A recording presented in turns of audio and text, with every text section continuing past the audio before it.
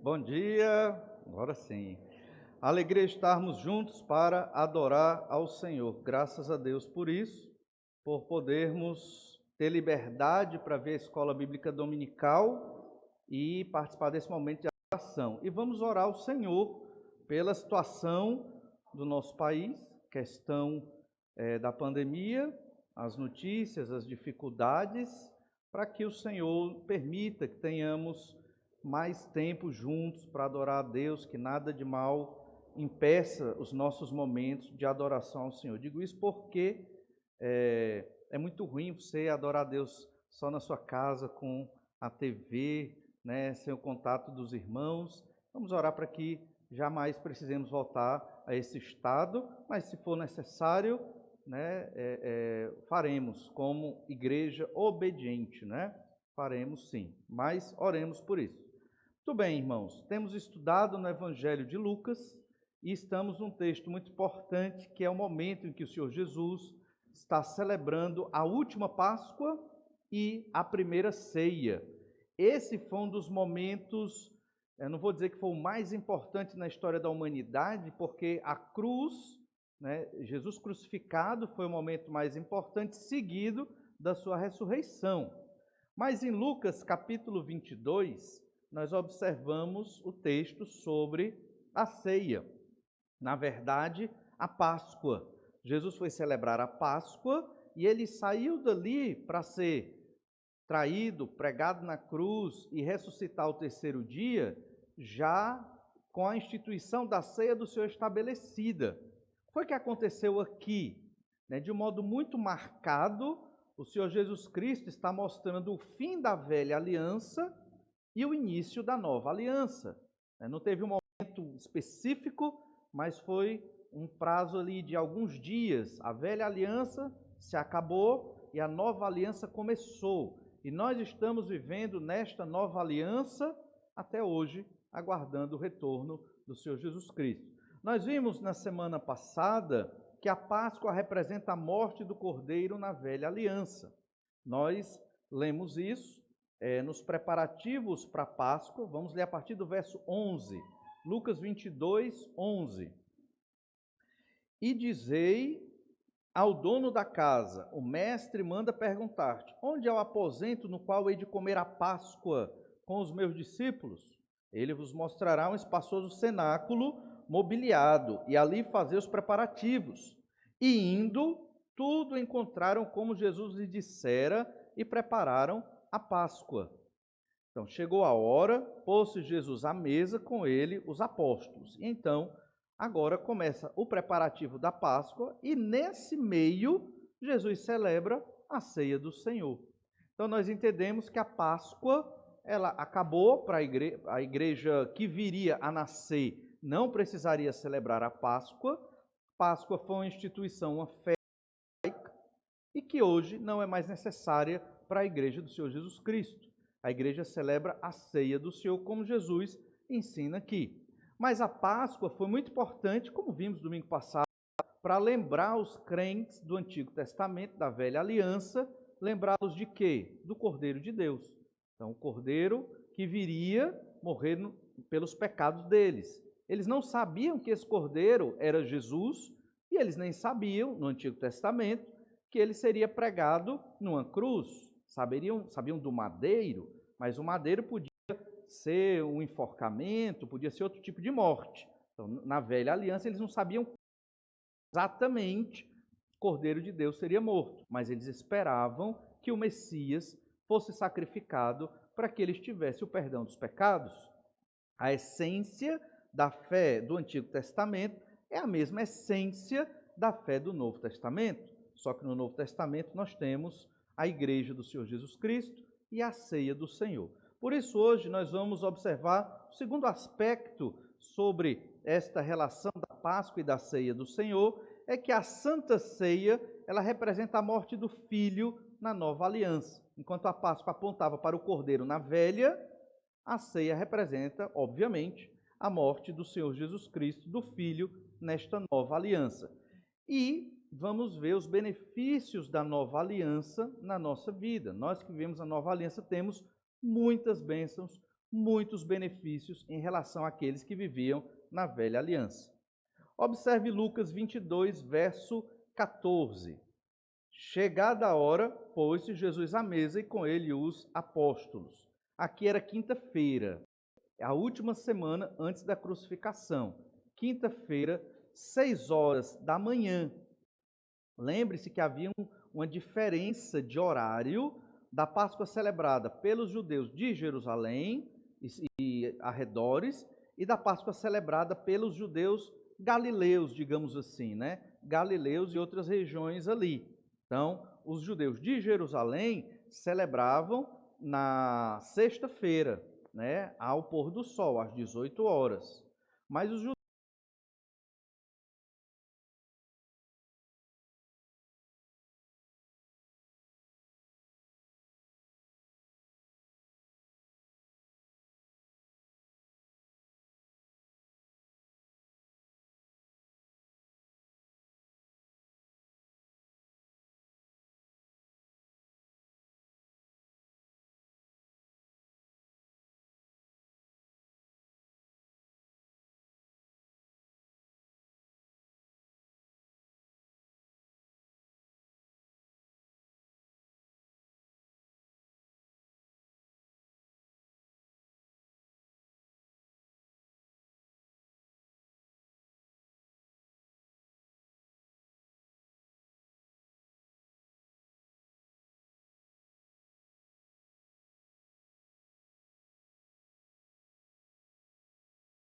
cansou, mudavam, né? Então acontecia isso.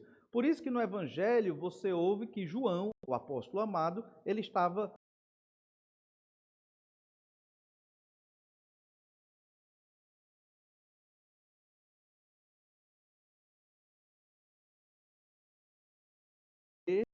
pegar, com certeza, né? O vírus, porque eles estavam muito pertinho uns dos outros, assim, à face. Diferente de nós que estamos na mesa, a gente dá uma distanciada. Jesus então anunciava aos discípulos o quanto aquela Páscoa era especial. Lucas 22:15. E disse-lhes: Tenho desejado ansiosamente comer convosco esta Páscoa antes do meu sofrimento. Várias vezes Jesus já anunciou da sua morte na cruz. Sofrimento aqui é a morte de Jesus na cruz. E ele ansiosamente quer comer esta Páscoa. Por quê? Porque ela vai se transformar na ceia do Senhor. Por quê? Jesus, ele está abolindo a velha aliança caduca, estudamos isso na Epístola aos Hebreus, que não tem mais utilidade, porque a grande parte das profecias e promessas desta velha aliança se cumpre no Senhor Jesus Cristo, encarnado, morrendo na cruz e ressuscitando ao terceiro dia. Existem ainda outras promessas que foram anunciadas nesta velha aliança, como o novo céu e nova terra, está lá em Isaías 65, né? E que vão se cumprir ainda no futuro, que são reforçadas no livro do Apocalipse, por exemplo. Ainda são promessas que começaram na velha aliança, mas cumpriram-se parcialmente em Jesus. Por quê? Porque o rei chegou, o reino de Deus começou, ele não se completou, ele não está consumado, mas a nossa salvação ficou mais efetiva, porque o Cordeiro foi morto. Então veja na história da humanidade o projeto de Deus.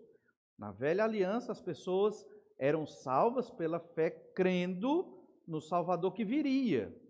Ele já foi morto, já ressuscitou, está nos céus e hoje nós cremos que ele retornará. Então, em breve, o projeto do Senhor, o plano de Deus para a salvação do homem vai se fechar, vai se consumar. E aí nós viveremos eternamente com o nosso Rei, o Senhor Jesus Cristo. Por isso, Jesus estava ansioso para celebrar esta Páscoa que viraria ceia. Olha o verso 16. Pois vos digo que nunca mais a comereis, até que ela se cumpra no reino de Deus. Então, nunca mais, em que sentido, né? Nunca mais vai se comer esta ceia até que ela se cumpra no reino. O reino de Deus iria começar. Depois da morte de Cristo e da sua ressurreição, nova aliança, início do reino de Deus, não completo, mas parcial. porque Jesus veio e instalou o reino, morreu numa cruz pelos nossos pecados. Como Jesus disse, o reino de Deus ele não é possível de ser visto com os olhos humanos, mas está em vós. Então, o reino de Deus, nós representamos como igreja o reino de Deus aqui na terra. E em breve o rei retornará para fazer com que a sua igreja, os santos do Antigo Testamento, os santos da tribulação, todos os convertidos, desde Adão até o último convertido, estejam sendo ressuscitados, né, sejam ressurretos e estejam vivendo no novo céu e na nova terra. Olha então o verso 16, já lemos, verso 17. E tomando um cálice, havendo dado graças, disse: recebei e reparti entre vós, pois vos digo que de agora em diante não mais beberei do fruto da videira, até que venha o reino de Deus novamente. Quando é que esse reino viria? Né? Logo depois da ressurreição do Senhor Jesus Cristo. E a igreja começaria em Atos capítulo 2, né? Jesus subindo ao céu, como diz lá em Atos capítulo 1, e a igreja iniciaria esse momento mais efetivo do reino de Deus. E aí a igreja beberia do vinho na ceia do Senhor no reino de Deus. Não consumado, não completo, mas inaugurado e iniciado. Os acontecimentos dessa noite introduziriam a culminação de tudo o que as Páscoas anteriores apontavam. Tudo o que os séculos de história dos judeus, desde Êxodo 12, ali com a primeira Páscoa, século 15 a.C., até esse momento aqui, ou seja, quase 1400 anos depois. Então, esse momento, ele completa tudo que as outras Páscoas imperfeitas, feitas com o sacrifício de cordeiros, animais, representaram. Exatamente o derramamento do sangue para a expiação do pecado. A gente sabe que o sangue daqueles cordeiros não perdoava o pecado de ninguém.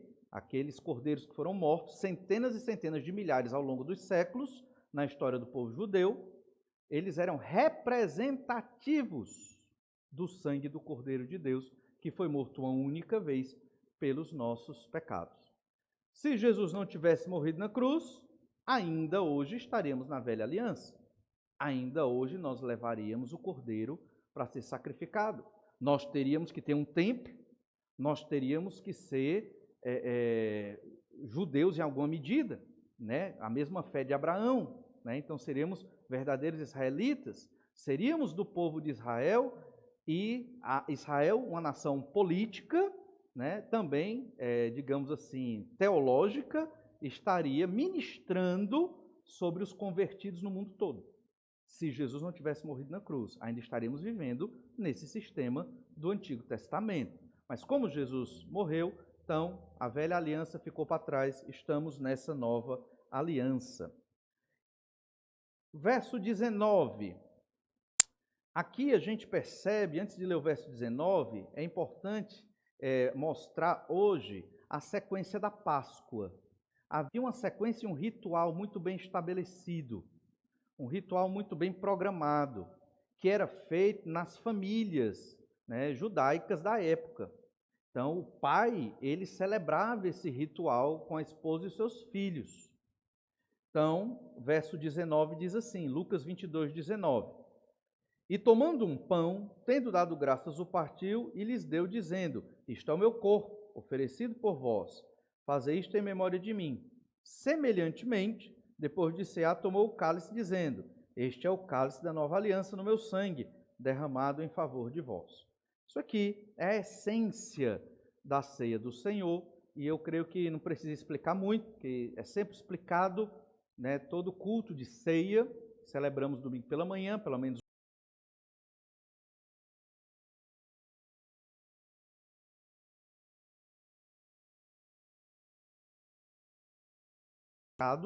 né? Não tem, ninguém ora sobre o pão, também não existe isso. É um pão, certo? Um pão que é cortado, a gente faz pequenininho, poderia ser um pão todo para cada um, só que essa ia demorar bastante, né? Mas poderíamos fazer, eu sempre quis fazer isso, nunca consegui, um dia, né, se Deus quiser, né, um pão grande, bonito, e cada um pega um pedaço do pão. Negócio bem sem higiene mesmo, mas como todo mundo tem álcool gel hoje, você pode, né? E fica limpo. O álcool gel mata tudo, né? Então você pega o seu pão, aí o mesmo copo. Tinha coragem? Pois é. O pessoal do sul toma um chimarrão, né? Todo mundo, né? Brincadeira. Mas seria interessante. Os que toparem me avisem que a gente programa uma ceia especial para quem gosta dessas coisas de aventura. Mas o pão não é místico. O pão não vira o corpo de Cristo, como o catolicismo romano apresenta, certo? Então, essa é uma grande distinção entre a igreja evangélica e a igreja católica, certo? Então, o pão não vira o corpo, nem o sangue, o vinho, o suco de uva vira o sangue. Nós não usamos vinho mesmo por questões, né, de alcoolismo e tudo. Nós preferimos nos privar da bebida alcoólica. Então, usamos o suco de uva, que representa muito bem o sangue do Senhor Jesus Cristo. Mas, deixe-me destacar aqui a sequência, como era na Páscoa, e como Jesus transformou na ceia. Primeiro, havia um cálice de vinho, né? Estava tudo na mesa, eles estavam todos apostos, todos inclinados, e um cálice era passado para todos. No caso dessa Páscoa, aqui a última Páscoa, não era um pai com a esposa e os seus filhos, era Jesus e os seus discípulos. Então, Jesus ele funcionava como o pai. Ele era quem dava e norteava a orientação ali na ceia do Senhor. No caso, naquela última Páscoa, haviam 4 cálices que eram passados. Para cada cálice havia um intervalo com algumas estipulações dentro dessa cerimônia da Páscoa.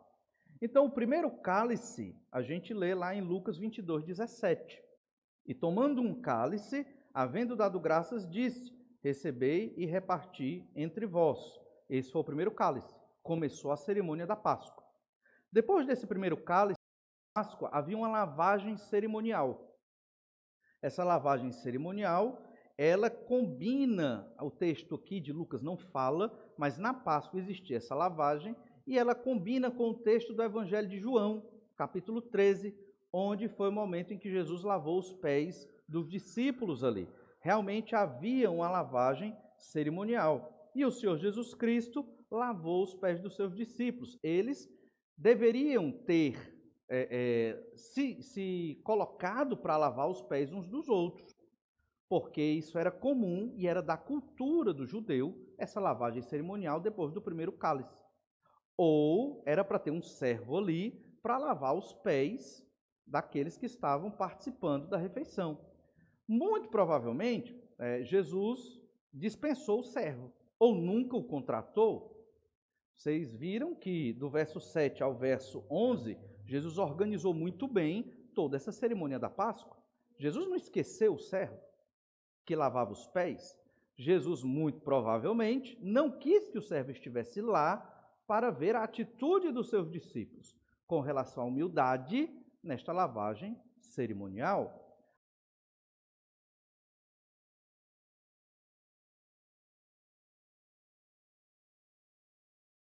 Toalha os pés ali. E nós sabemos que não era só um mau cheiro, difícil de lavar. Havia suor, terra, há muito pó, e Jesus foi e lavou o pé de cada um. Isso, irmãos, era uma atitude. Os pés de alguém naquela época era a atitude do servo mais baixo que existia. O que ganhava menos, ou aquele servo na última categoria de servo, era o que lavava os pés. Então, Jesus deixou esse grande ensino na época para os seus discípulos, foi uma grande lição para eles, onde eles deveriam aprender a ser humildes e lavar os pés uns dos outros, e para nós, que somos crentes no Senhor Jesus Cristo, que vivemos em comunidade, que vivemos em igreja, e que achamos, né, que temos muitos direitos. E temos certos direitos, no entanto, nós devemos sempre nos colocar nessa posição. É isso que Jesus certamente quer de nós, que nos coloquemos nessa posição de servo, que lava o pé do irmão, ou seja, que eu sempre considero o meu irmão em uma posição elevada.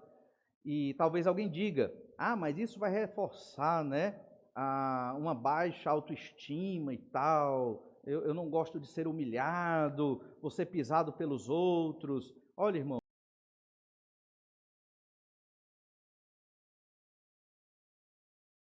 quem tem uma autoestima elevada, quem sabe o seu papel no mundo, né? Sou filho de Deus, servo do Senhor Jesus Cristo e vim para servir ao Senhor. Mesmo que para isso eu tenho que ficar na posição de extrema humildade. Se todos os crentes em Jesus tivessem essa postura de vida que Jesus ensina no momento da Páscoa, que vira ceia, né, a igreja de Jesus, ela seria muito mais impactante no mundo, não só aqui na nossa igreja, mas a igreja seria mais impactante no mundo todo. Certamente teríamos grandes avivamentos, certamente teríamos uma expansão maior da obra missionária, obviamente falando aqui numa perspectiva humana. Depois desse momento, dessa lavagem sacrificial, e Jesus lavou os pés dos seus discípulos, existe o momento de comer ervas amargas, né? Eles gostavam, ervas amargas que eram compostas por salsa, endívia, que eu nunca conheci, e verduras e folhas semelhantes. Essas ervas, elas simbolizavam a aspereza da escravidão de Israel no Egito, estas ervas amargas. Lembra que a Páscoa, ela foi comida pela primeira vez de pé, porque eles estavam em fuga do Egito, lá em Êxodo capítulo 12. Depois das ervas amargas, vinha o segundo cálice. Neste momento, o cabeça da casa, o pai, ele explicava o que era a Páscoa. No segundo cálice, que era passado, ele explicava o que era a Páscoa, o que simbolizava, e, obviamente, ele entrava na explicação da fé no Messias, no Cordeiro que viria morrer e se sacrificar pelos pecados. Nesse período, haviam cânticos. Tradicionalmente, os cânticos da Páscoa eram os 6 cânticos depois do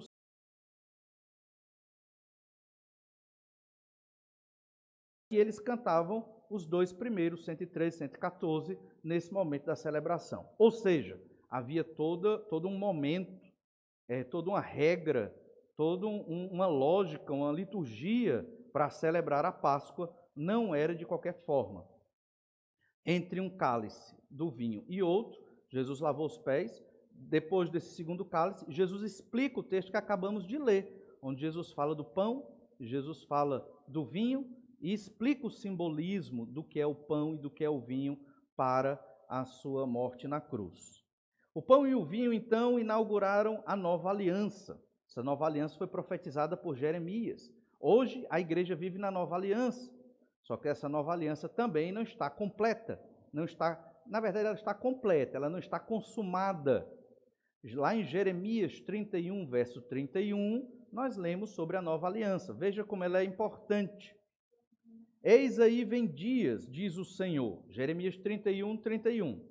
Eis aí vem dias, diz o Senhor, em que firmarei nova aliança com a casa de Israel e com a casa de Judá. Não conforme a aliança que fiz com seus pais no dia em que os tomei pela mão, para os tirar da terra do Egito, porquanto eles anularam a minha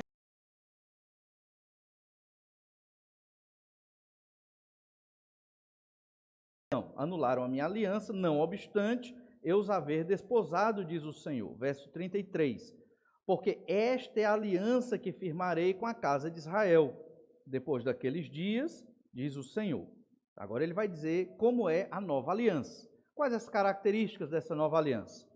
Na mente lhes imprimirei as minhas leis, também no coração lhes inscreverei. Eu serei o seu Deus e eles serão o meu povo. Então, característica da nova aliança é a lei de Deus impressa na mente e no coração. Hoje, nós lemos a Bíblia, decoramos versículos, só decorar não resolve, você tem que refletir sobre o versículo, mas é bom ter o versículo na mente, porque quando vem a tentação, o Espírito Santo fala a sua mente pelo versículo que você tem memorizado. E aí você luta contra o maligno, né, contra os demônios. Assim é que vencemos as tentações. Mas é importante entender que a nova aliança é a lei de Deus na mente. Você pode ter a lei de Deus na sua mente. Muitos versículos, muito entendimento da Bíblia, mas o coração pode estar muito longe de Deus. Então, na nova aliança, a mente e o coração estão ligados ao Senhor. Isso só vai acontecer plenamente no reino de Deus, quando o reino de Deus estiver consumado. O que é que isso significa? Significa que, quando isso estiver consumado, eu não vou pensar algo diferente da lei de Deus, da vontade de Deus. Eu sempre vou querer a vontade de Deus. Hoje é assim? Não. Você sabe a vontade de Deus, mas tem horas que você não quer a vontade de Deus, não é verdade? Pois é, essa é a nossa luta, estamos numa situação de transição. Somos crentes, somos santos, mas ainda não completamente. Somos salvos? Somos. Temos o nosso lugar no céu garantido pelo Senhor Jesus Cristo na cruz, mas a nossa salvação ainda não se consumou. Porque ainda escolhemos o pecado. Então estamos nessa transição. E isso é uma luta. É por isso que em vários textos do Novo Testamento, os autores falam da expectativa, na verdade, do retorno do Messias. Uma expectativa escatológica, onde Jesus vai voltar e nós não mais sofreremos essa batalha espiritual. Por muitos anos se falava de uma batalha espiritual, demônios e anjos lutando, e nós no meio dessa batalha. Ela existe? Entre anjos e demônios, sim. Nós é que não temos muita notícia da batalha deles, fora o que está na Bíblia. A nossa grande batalha espiritual é dentro de nós. Entende? É contra os nossos pecados. É eu lutando contra os meus pecados para sempre querer a vontade de Deus. Essa é a batalha que eu enfrento, que você que é crente no Senhor Jesus Cristo enfrenta todo dia. Aqui na nova aliança, quando ela se consumar, que ainda não aconteceu, Jesus não voltou ainda, quando ela se consumar, eu não vou querer fazer nada diferente da vontade de Deus. A lei está na minha mente e no meu coração. Hoje nós temos a lei na nossa mente, ainda estamos estudando, ainda estamos aprendendo, mas temos boa parte da revelação de Deus na nossa mente e no nosso coração, mas não é algo pleno, não é completo, entende? Por isso que estamos nessa fase de transição. Olhe ainda o verso 34, verso 34. Não ensinará jamais cada um ao seu próximo, nem cada um ao seu irmão, dizendo, conhece ao Senhor, porque todos me conhecerão, desde o menor até o maior deles, diz o Deus. Não vai ter mais uma pessoa que conhece Deus, talvez até com mais intimidade do que outra pessoa. Todos os crentes vão conhecer bem ao Senhor, bem a revelação de Deus. Não precisa mais ninguém ensinar. Isso é muito importante. Do menor ao maior. Então, de todos os crentes, todos vão ter esse entendimento da vontade de Deus, da Escritura, de fazer o que Deus quer. Não vai ter um crente menos instruído, um mais santificado, um menos santificado. Todos vão estar no mesmo patamar, digamos assim, de conhecimento de Deus. Limitado, óbvio, porque Deus é infinito, nem na vida eterna nós vamos conhecer tudo de Deus. Talvez você está com essa expectativa, né?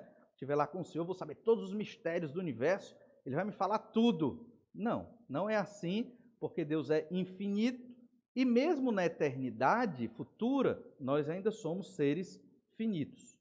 E no final do verso 34 nós lemos, pois perdoarei as suas iniquidades e dos seus pecados jamais me lembrarei. Já temos hoje? Temos. Mas estamos vivendo no tempo e no espaço.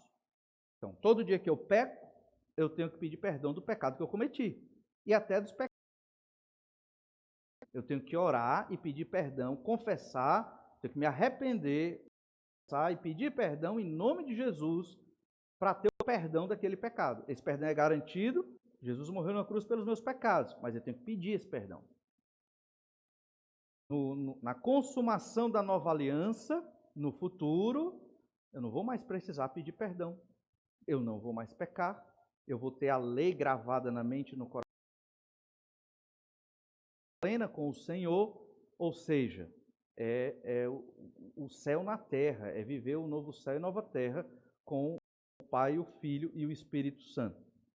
A Santa Ceia, então, representa a morte do Filho que inaugura esta nova aliança. E isso é felicidade para nós. Nos ensina o custo da nossa. Veja que o projeto de Deus para nos salvar não começou ontem, nem 10 anos atrás, nem começou com a Igreja Batista, nem com a Reforma Protestante. De Adão. O projeto de Deus começa a se desenrolar para salvar o homem perdido. E essa é a fé que a Bíblia nos ensina. É um projeto além do cristianismo. O cristianismo, nome que a gente dá para aqueles que creem no Senhor Jesus Cristo, um cristianismo bíblico, né? Mas antes de Jesus fazer-se carne, esta fé salvífica, ela já era pregada desde o início, em que o pecado entrou no mundo. Então, veja o custo para a nossa salvação. É um custo enorme. E outros textos da Escritura, lá em Efésios 1, nos mostra que antes de existir qualquer coisa, o Senhor já tinha nos escolhido para a salvação. Ou seja, veja que amor, que consideração. Não existe um ser na terra que ame você mais do que Deus, que tenha pensado em você séculos e séculos atrás e tenha planejado o seu nascimento e planejado a sua conversão. Não, quantas vezes Deus nos livrou dos problemas e das dificuldades? Nessa semana que passou, ou na nossa vida, Deus certamente nos livrou de muitas dificuldades. E as que chegam a nós, foi Deus que quis. Essas dificuldades que chegam a nós, e para a glória do nome dele. O plano de Deus é perfeito, é bem elaborado, e por isso nós devemos confiar no Senhor. A morte de Cristo não foi algo por acaso. Jesus sabia muito bem, cada momento, como ele devia organizar esta ceia, a Páscoa que virou ceia, o momento exato da crucificação, tudo muito bem planejado, porque é o plano de Deus. Isso nos ensina o quê? Nós ficamos ansiosos, preocupados, mas não temos motivo, certo? Nós ficamos. É humano do homem pecador. Ficar preocupado com as situações da vida, com os entes queridos, mas nós não deveríamos, porque o plano de Deus é perfeito. Nós é que não somos. E quanto mais estudarmos sobre Deus na Bíblia Sagrada, nós vamos ficar mais fortalecidos e confiantes de que o que vier a acontecer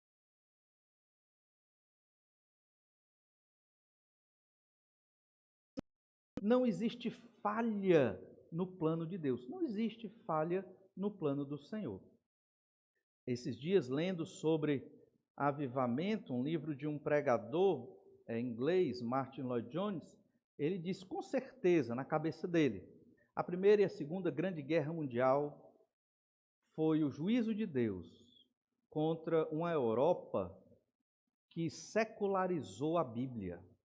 Você sabe que os teólogos alemães, eles acabaram com a Bíblia, de modo que hoje as igrejas na Europa, de modo geral, elas minguaram. As igrejas protestantes, evangélicas, se acabaram. Igrejas se tornaram bares, para você ver. Porque alguns teólogos, pastores, começaram a crer que a Bíblia não era a palavra de Deus. Juízo de Deus sobre a Europa, Primeira e Segunda Grande Guerra Mundial. Juízo de Deus sobre o mundo, a pandemia em que nós estamos vivendo, Blasfemando do Senhor Jesus Cristo. Lembra das notícias? Blasfemando sobre o Senhor Jesus Cristo. Daí, o Senhor deu a resposta. Porque Deus é mau? Não. Porque Ele julga o pecado. Ele julga o pecador. Para que o pecador entenda que o Senhor é soberano sobre tudo. E é o Senhor nosso Deus, Pai do Senhor Jesus Cristo, que enviou seu Filho para morrer numa cruz pelos nossos pecados. E que este evangelho é aberto a todas as pessoas, de todas as tribos, povos, raças e nações. Basta arrepender-se do pecado e crer que Jesus morreu numa cruz para lhe salvar. Mas os homens não querem Jesus, não querem Deus, querem o seu próprio pecado, como veremos à noite. Mesmo indo para a cruz, veja o quanto Jesus estava ansioso para cumprir a vontade. Devemos estar ansiosos para fazer a vontade de Deus. Jesus sabia que a cruz não seria fácil. A cruz não foi um teatro. Jesus sofreu muito, mas ele estava ansioso para celebrar a Páscoa, mesmo sabendo que era difícil. Às vezes, muitas vezes, a vontade de Deus nas nossas vidas, nós que somos crentes, ela é difícil. Por quê? Porque é ir contra o pecado, o meu pecado, o pecado da sociedade, e não é fácil ir contra o pecado. Não é fácil, é uma luta, é difícil mesmo. Se você está comprometido a viver uma vida de santidade com Deus, lutar contra o seu pecado é difícil. Paulo chama isso de mortificar a carne. Como isso pode ser fácil? Não é fácil, não é natural.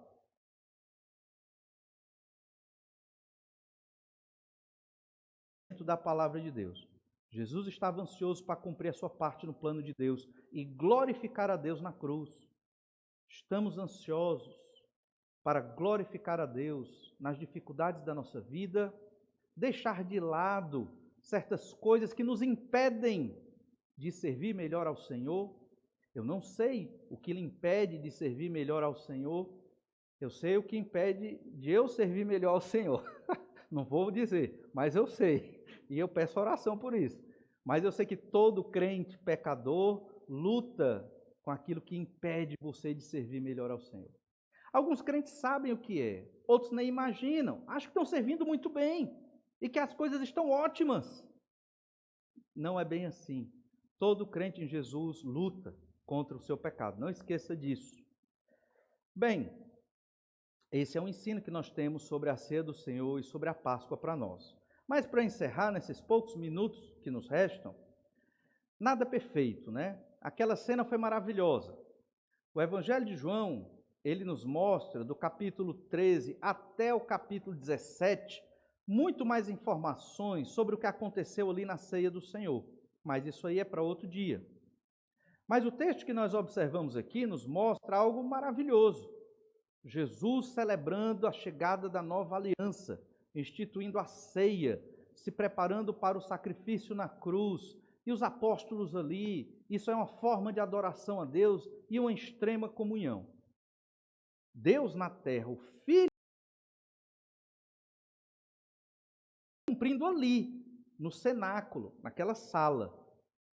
Mas nada é perfeito. As coisas ruins sempre estão dentro daquilo que pertence a Deus e que é para a glória de Deus. Sempre existem coisas ruins, difíceis, negativas. E aqui está o traidor. Lucas 22, verso 21. Olha o que diz Lucas 22, verso 21. Todavia, a mão do traidor está comigo à mesa. Foi Jesus quem falou isso. Depois de celebrar ali a ceia do Senhor, depois ele dizer o que é o pão, o que é o cálice da nova aliança, Jesus diz, todavia, a mão do traidor está comigo à mesa. Quando Jesus falou isso, o que é que ele queria dizer? Né? Será que ele queria acusar alguém? Parece. Mas penso eu que Jesus queria que o traidor se apresentasse. Né? Quem sabe o traidor se arrependia, hipoteticamente falando, mas a gente sabe que já estava destinado no projeto do Senhor. Mas Jesus falou, todavia a mão do traidor está comigo à mesa. Irmãos, esse é o terceiro entendimento. Sempre há um traidor no meio dos crentes. Certo? Sempre há. Sempre há um traidor, né, nas situações da nossa vida. Sempre tem. Sempre tem aquele que nos decepciona, que nos rejeita, né, que fala mal, que não é sincero. Sempre há o traidor. Jesus aqui estava enfrentando de cara aquele que o traiu e o entregou para a morte. Isso de cara nos ensina que nós devemos saber lidar com os nossos traidores. Devemos ter um comportamento amoroso para com eles, pacífico e até de ajuda. que nós entendemos que foi o que Jesus fez aqui com Judas. Verso 22, Jesus diz, veja, só antes de ler o verso 22, só explicando que a Páscoa não terminou. Tomou o primeiro cálice, o segundo cálice, fez a explicação do que era a Páscoa, transformando para a ceia. Ainda haviam 2 cálices, certo? São 4. Então, no meio, Jesus, ele diz que tem um traidor aqui. Verso 22, porque o Filho do Homem, na verdade, vai segundo o que está determinado. Mas ai daquele por intermédio de quem ele está sendo traído. Então começaram a indagar entre si quem seria dentre eles o que estava para fazer isto. Então, aqui nós temos alguns versículos que nos lembram o plano de Deus, a soberania de Deus e a responsabilidade humana. Está determinado, tem que ter um traidor. Mas coitado desse traidor, ai deste traidor. Este ai aqui é uma expressão hebraica para o juízo de Deus contra os povos idólatras da antiguidade. Ou seja, a ira de Deus de modo especial e abundante aqui na mesa. Jesus dizendo, fantástico é que Jesus ele já imaginava, sabia quem era o traidor, ninguém sabia pelo contexto, ninguém imaginava, até porque Judas, o Iscariotes, que carregava a bolsa, era o tesoureiro do grupo. Então ele era de extrema confiança. Ninguém imaginava que Judas era o traidor. E depois eles começaram a perguntar uns aos outros, né? Lucas, ele não entra nessa parte do diálogo aqui, mas eles começaram a perguntar uns aos outros, sou eu, mestre? Eles começaram a ficar duvidando, o que foi que eu fiz para trair Jesus? Então, no plano de Deus, haveria de ter um traidor. Mas, no plano humano, aquele traidor, ele iria trair de todo jeito, mas ele ia querer trair. Nós não podemos, não foi Deus que obrigou Judas a trair Jesus. Judas traiu porque quis trair. A culpa é de quem? É de Judas. No entanto, foi da determinação de Deus. Essa é uma das doutrinas bem complexas da Escritura que nós devemos entender. O Senhor, ele é soberano sobre tudo, coisas boas e coisas ruins. E até os pecados dos homens, Deus administra, porque ele deu liberdade para o homem pecar. Mas não significa que Deus perdeu o controle dos seres que pecam e das atitudes de pecado desses seres. Mas quando um ser humano peca, ele escolheu pecar, o ser humano. É responsabilidade dele e por isso é condenado, no caso aqui de Judas. Lá em Mateus 26, 24, nós observamos um pouco mais um complemento dessa história que parou aqui. Lá em Mateus 26, a gente vê um pouquinho mais. Mateus 26, 24, nós lemos: o Filho do Homem vai como está escrito a seu respeito, mas ai daquele de quem o Filho do Homem está sendo traído. Melhor lhe fora não haver nascido. O juízo contra Judas, muito mais severo. Melhor fora que você nunca tivesse nascido, aquele que nasceu para trair o Senhor Jesus Cristo, o Filho de Deus, o Salvador. Mas alguém tinha que trair. E o Senhor, no plano dele, determinou que alguém trairia, mas a culpa não é de Deus, é do traidor, porque ele quis trair. Ele não foi obrigado por ninguém a trair. Os discípulos, então, começaram a indagar entre si, né? Quem é esse traidor? Mateus 26, 21. E enquanto comiam, declarou Jesus. Aqui é a mesma ideia de Lucas, que acabamos de ler, né? Enquanto comiam, declarou Jesus: em verdade vos digo que um dentre vós me trairá. E eles, muitíssimo contristados, começaram um por um a perguntar-lhe: porventura sou eu, mestre? Lá em João, capítulo 13, verso 22, tem outro complemento. Diz assim: então os discípulos olharam uns para os outros, sem saber a quem ele se referia. Veja, eles não sabiam quem era. Ninguém imaginava quem era este traidor. Ficaram olhando, assustados. Imagine a cena, momento de comunhão. Os apóstolos entendendo que a nova aliança estava para começar, que eles conheciam as profecias de Jeremias 31 e de outros profetas da antiguidade sobre a nova aliança. E de repente Jesus diz: tem um traidor aqui. O que é que acontece? Eles ficaram Quem será? Ficaram tristes. A alegria se transformou em profunda tristeza. E aqui nós aprendemos, irmãos, que é necessário tratar os problemas. E Jesus tratou ali, no momento da ceia. Tem um traidor. Então, não deixe de tratar os problemas. Nós, na nossa época, nós não queremos sofrer nada. É da nossa época. Queremos ser felizes e queremos que tudo na vida seja feliz. O jovem vai escolher uma profissão. Eu quero uma profissão que eu goste 100% dela. Olha, é impossível 100%, né? Vai ter pelo menos 1% que você não vai gostar.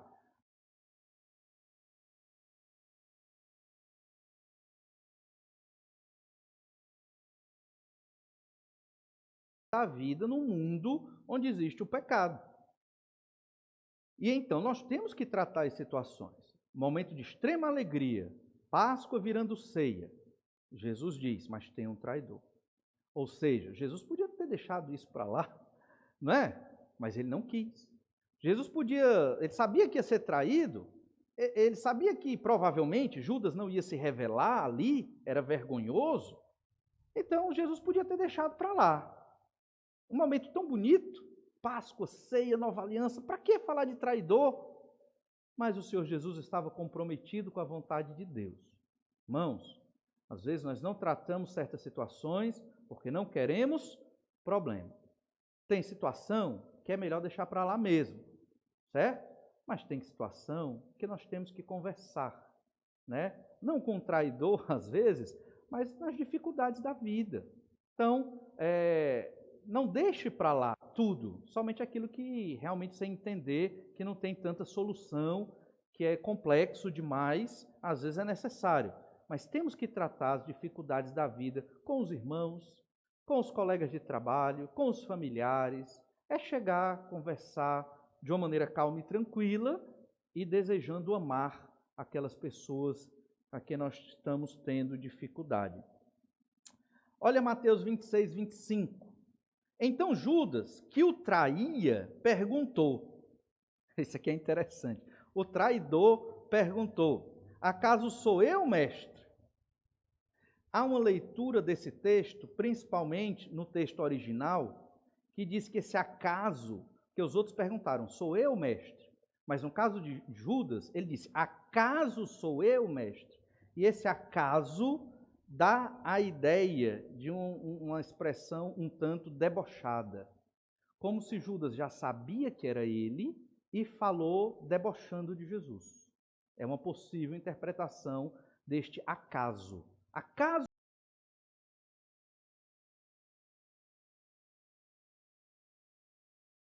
sabia, mas ele não se revelou para os outros. E então Jesus respondeu. Respondeu-lhe Jesus, no verso 25, tu o disseste. Se Jesus respondeu isso, tu o disseste, por que os outros não perceberam que era Judas? Porque lá no Evangelho de João, comprar alguma coisa, é o que eles entenderam que Judas saiu para comprar alguma coisa, para fazer alguma coisa com relação ao dinheiro do grupo. Eles não entenderam que era Judas o traidor. Muito provavelmente, Jesus falou bem baixinho, só para Judas ouvir. Tu o disseste. Ou seja, eu sei, e eu sei que é você. E Judas saiu logo depois para trair Jesus. Veja como uma situação de extrema bênção se transformou numa dificuldade enorme. Mas até isso, irmãos, faz parte da vida espiritual, da vida com Deus, da vida cristã. Enfrentar essas dificuldades, enfrentar olho no olho, conversar, perdoar e amar.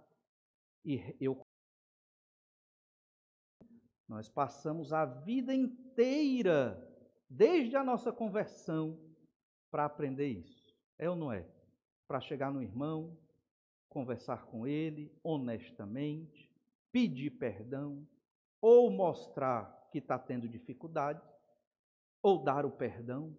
Então, não é fácil, é difícil, mas é necessário e acrescentar. Tratou Jesus, e Jesus disse, na do traidor, é você. Na expressão da época, tu o dissestes. Lá no Evangelho de João, capítulo 13, verso 23, nós temos mais um complemento dessa história. Olha João 13, 23. Ora, ali estava aconchegado a Jesus um dos seus discípulos, aquele a quem ele amava. Aconchegado por quê? Estava bem pertinho, né? Lembra o formato da mesa, né? Eles ficavam quase que deitados ali. Verso 24. A esse fez Simão Pedro sinal, dizendo-lhe: pergunta a quem ele se refere. Jesus tinha acabado de dizer: tem um traidor aqui. Aí Pedro, né, alvoroçado, chegou para João. Pedro não queria se queimar, já se queimou muito, né? Aí ele disse para João: cuidado com essa estratégia, é perigosa. Aí Pedro disse para João: vai, João, pergunta tu. Ele te ama, não vai dar problema para ti não. Se eu perguntar, eu levo uma, né? Já tinha levado por causa do lavar os pés, que ele não queria que Jesus lavasse os pés, embora foi um pouco depois desse contexto aqui. Mas já tinha levado outras. O fato é que ele diz: pergunta tu, né? João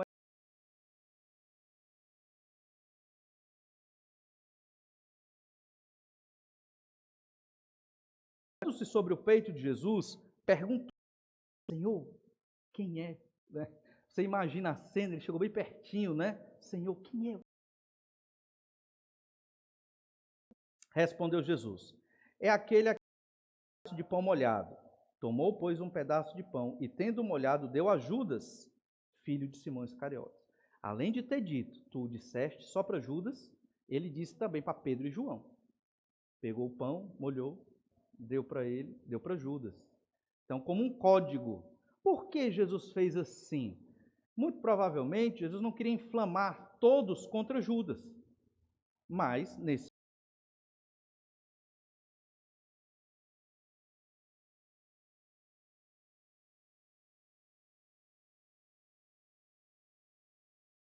E então, no verso 27, e após o bocado, imediatamente entrou nele Satanás.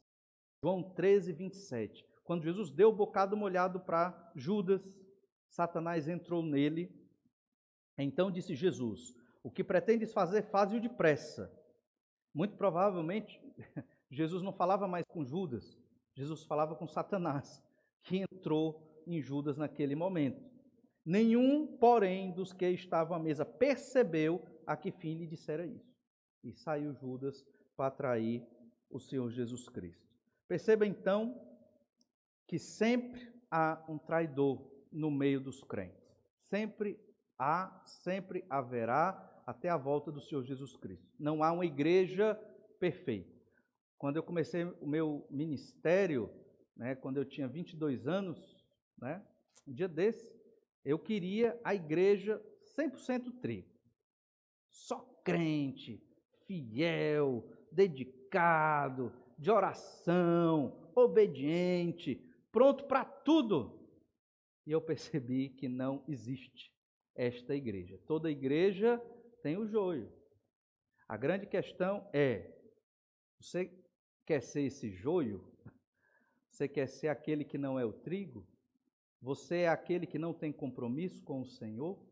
Você é como um destes que trai a fé no Senhor Jesus Cristo? Certamente nenhum de nós quer ser assim. Nenhum de nós quer trair o Senhor Jesus Cristo. Nenhum de nós quer ficar longe dessa intimidade que a ceia do Senhor nos coloca. Nós queremos dedicar as nossas vidas ao Senhor Jesus. E a Santa Ceia nos ensina isso. O início dessa nova aliança, uma aliança é uma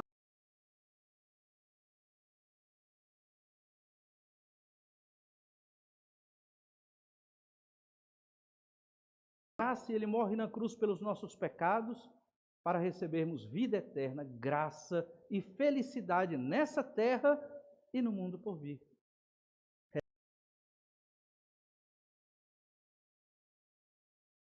Jesus, em tudo isso, estava focado nas promessas de Deus, cumpridas na ceia do Senhor e na sua crucificação. O foco de Jesus não era o traidor. Jesus não focou em se vingar do traidor, em falar mal do traidor, em humilhá-lo na frente dos outros apóstolos. Jesus não pensou nisso. O foco dele era a obra na cruz, a ceia do Senhor. Em um momento, ele falou do traidor, sim, mas para acertar a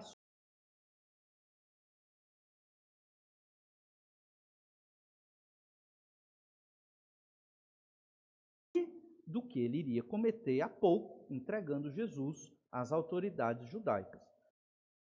De Jesus, vontade de Deus. Irmãos, na vida cristã, na igreja, tem que ser do mesmo jeito. Se nesta igreja você foca nos problemas de relacionamento, nas pessoas que não te consideram, nas diferenças de nível social, nos mais variados problemas que existem em sociedade de pecado em que nós vivemos, você foca nisso, você retirou o foco do que é mais importante, a vontade de Deus, a glória de Deus.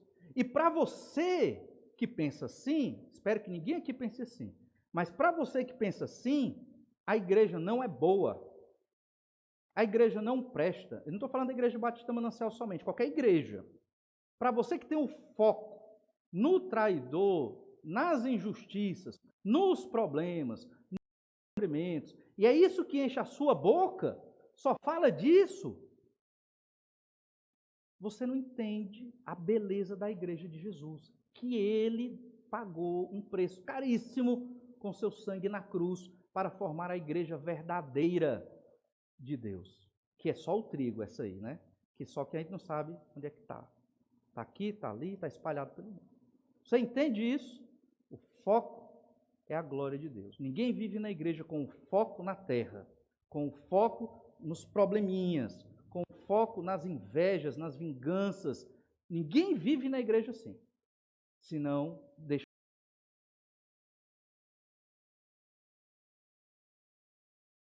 É por isso que muita gente não quer saber de igreja. É por isso que existem os desigrejados. É por isso que as igrejas neoevangélicas não têm mais lista de membros. A turma vai isso, nem com a liderança da igreja, nem com nada na igreja. Porque o que essas igrejas neoevangélicas querem é o dinheiro, não é a edificação do reino de Deus na terra. Entende? Jesus aqui, quando confrontou o seu traidor. Devemos focar na glória de Deus, nos concentrar nisso, porque este é o corpo de Cristo, uma expressão. Tem outras partes do corpo de Cristo aí pelo mundo. Nós somos uma expressão do corpo de Cristo. Isso é a igreja.